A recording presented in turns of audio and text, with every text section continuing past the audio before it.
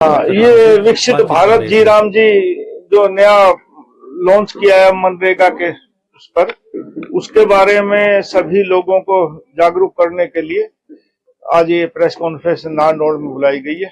इसकी विस्तार से यहाँ चर्चा करेंगे और आम जन तक ये बात पहुंचे कि जो कांग्रेस भ्रांतियां फैला रही है उसको दूर। हम देते हैं, बाकी तो सेलू चाहिएगा। कोई और सवाल है? एक लास्ट नहीं, सेलू देंगे साहब, दो देंगे उसका। मनीष जी, उसके बाद चलेंगे। भाजपा के जो जिला महामंत्री रहे अमित मिश्रा जी महेंद्रगढ़ से, उन्होंने एक आरोप लगाया था जिला रजिस्ट्रार के ऊपर कि उनसे पैसे की डिमांड की जाती है, जो आपके विभाग का एक मामला है।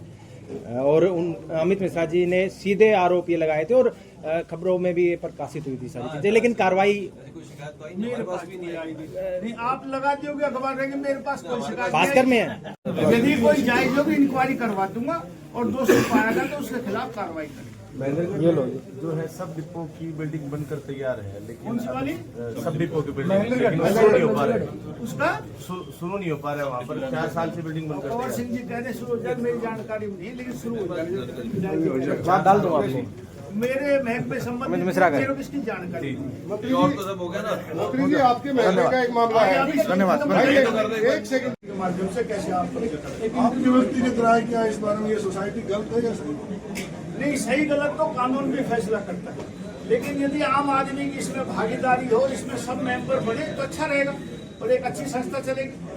इंटरव्यू में आपके ऊपर कभी गंभीर आरोप है, पहले तो शायद किसी भी साथी को नहीं पता होगा कि आप जेल में गए भ्रष्टाचार को लेकर। मैं 55 दिन भ्रष्टाचार के मामले में जेल में रह गया, पुराने लोग सब जानते हैं। उस समय चौटाला साहब की सरकार थी और हमारी थोड़ी मित्रता थी उनसे, तो इसलिए उन्होंने मेरे ऊपर नहीं, 24 MLA ex minister x MLA के खिलाफ उन्होंने ये धाराएं लगाई थी आय से अधिक संपत्ति के बारे में।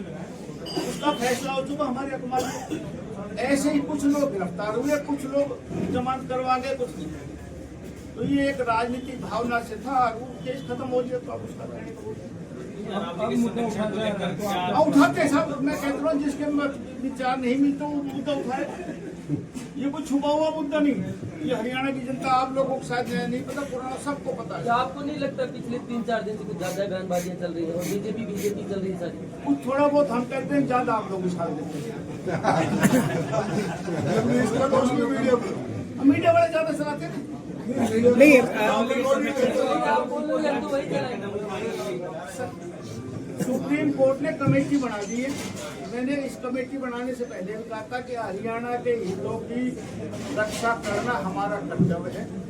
ऐसी कोई काम हम नहीं करेंगे जिससे अरावली को नुकसान हो। अरावली दुनिया की सबसे पुरानी पहाड़ी है। सरकार का ये ध्येय है कि वायु ठीक रहे, दिल्ली ठीक रहे, आबो हवा ठीक रहे। हम तो NCR में जी रहे, जहाँ मैं कहता हूँ सबसे ज्यादा प्रदूषित ये इलाका है। ऐसा सरकार कोई काम नहीं करेगी जिससे अरावली को नुकसान हो। हाँ, गुड़गांव सफारी से कोई पर्यावरण को या फॉरेस्ट को नुकसान नहीं होगा। ये लोगों, कुछ लोग हैं जो RTI एक्टिविस्ट बोलते हैं, जिनको उन्होंने कोर्ट में, सुप्रीम कोर्ट में स्टे दे रखा है। इसी जनवरी के महीने में उसकी तारीख है, क्योंकि 5 तारीख तक कोर्ट बंद हो गई। मुझे लग रहा है कि अब इसी महीने में हियरिंग हो जाएगी और उस पर फैसला सरकार के हक में। मैं जंगल सफारी मेरा ड्रीम प्रोजेक्ट है और ये जब मैं पिछली बार फॉरेस्ट मिनिस्टर था 17-18 के बाद, तो ये प्रधानमंत्री जी का विजन था कि एक NCR में सफारी बने। तब हमने शुरुआत की थी, फिर 5 साल में नहीं रहा सत्ता में, तो ये डंप।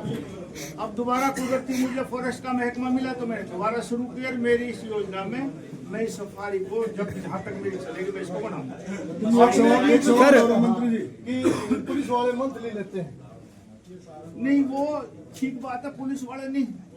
हम पूरी कोशिश करते हैं कि करप्शन कम हो, लेकिन मैं ये कह सकता हूँ कि पूरा 0 टॉलरेंस तो हम अब भी नहीं कर पाए। माननीय नायब सैनी जी एक अच्छे मुख्यमंत्री है और नए मुख्यमंत्री, उनको 1.5 साल भी नहीं हुआ अभी बने हुए, कंट्रोल कर रहे हैं और मुझे पूरी उम्मीद है कि उनके नेतृत्व में हरियाणा करप्शन फ्री हो जाएगा। सर, आपके विभाग में सबका जवाब दूंगा कि 740 करोड़ की लागत से मेडिकल कॉलेज बना है और उस मेडिकल कॉलेज में आज ना दवा है, ना कोई डॉक्टर है, बड़ी बड़ी मशीनें हैं, वहाँ जंग लगने की कगार पे हैं। और अब तो हमारे पूर्व मंत्री जी जिन्होंने इस कॉलेज के लिए भरसक प्रयास किए, उन्होंने भी सरेआम मन से कह दिया है कि 6 महीने में अगर सरकार कुछ नहीं करती है तो हमें भी जो लोग नाम चेंज करवाने के लिए धरना देते हैं उसी तर्ज पे सुविधाओं के लिए धरना देना मैं पड़ेगा। इससे ज्यादा जो अभय सिंह जी ने कह दी, इससे ज्यादा क्या कहूँ। अपनी आप सरकार में कद्दावर मंत्री हैं, सरकार पूरा इस बात का ध्यान देगी जो राव अभय सिंह ने कहा है कि 6 महीने से पहले उसका काम करें, तो काम करने का प्रयास करेंगे, काम करेंगे। शहीद समाज बनना था जी, अब वो शहीद स्मारक जो था साहब, उसका विधानसभा में भी सवाल लगा था और मेरी बड़ी क्रिटिसाइज हुई कि भाई नरवीर सिंह इस शहीद स्मारक को नहीं बनवाना। साहब शहीद सबके होते, किसी ना इस कौम का होता ना इलाके का होता, शहीद शहीद होता है। और हमारी कभी भावना खराब नहीं। जब वो सवाल आया तो हमारी पहले दिन ब्रीफिंग होती है, सवाल की लिस्टों को बैठाया जाता है। तो जब सवाल आया तो उसमें आरती राव जी बैठे थे, उनका भी सवाल था। तो वो हमारे महकमे ने ये दिया कि साहब हमारे इसका कोई प्रोग्राम नहीं है। और ना वो फॉरेस्ट डिपार्टमेंट से ताल्लुक रखता था, ना वो इंडस्ट्री डिपार्टमेंट से ताल्लुक रखता था, ना वो मेरे पास वो है सैनिक और सैनिक से ताल्लुक रखता था। वो मेरे से पहले ही इस डिपार्टमेंट में आने से पिछली योजना से ही ये टूरिज्म महकमे को ट्रांसफर कर दिया गया था, ये वो बढ़ाएगा इसको। तो इसलिए जो मेरे को सवाल आया तो मैंने कहा ये हमारा कोई प्रस्ताव इसका विचाराधीन नहीं है, वही विधानसभा पटल पर रखा गया, वही जवाब दिया गया। जब ये बात आई कि नहीं, ओम प्रकाश जी ने कहा कि नहीं साहब मेरे तो बात हो गई थी, मनोहर लाल जी चीफ मिनिस्टर जब ट्रांसफर कर दिया, तो मैंने कहा ये सवाल आप उस महकमे से करो जिसके पास। फिर अगले दिन मुख्यमंत्री जी ने जवाब भी दे दिया कि नहीं हमारी सरकार की योजना है और फला डिपार्टमेंट इसको बनाएगा। हमारे वहाँ दोषी प्रोजेक्ट को लेकर विभाग ने कोई गड़गड़ा है वहाँ जो मेडिटेशन सेंटर है ऊपर, तो उसमें वहाँ कोई कंस्ट्रक्शन नहीं हो सकता। मुझे नहीं पता, लेकिन ऐसे नॉर्म्स हैं तो उसकी क्लैरिफाई हम कर सकते हैं, लेकिन पूरे डिपार्टमेंट एक ऐसा है कि अकेले हरियाणा के अंदर में नहीं है, सेंट्रल गवर्नमेंट से भी बहुत चीजों की परमिशन लेनी पड़ती है।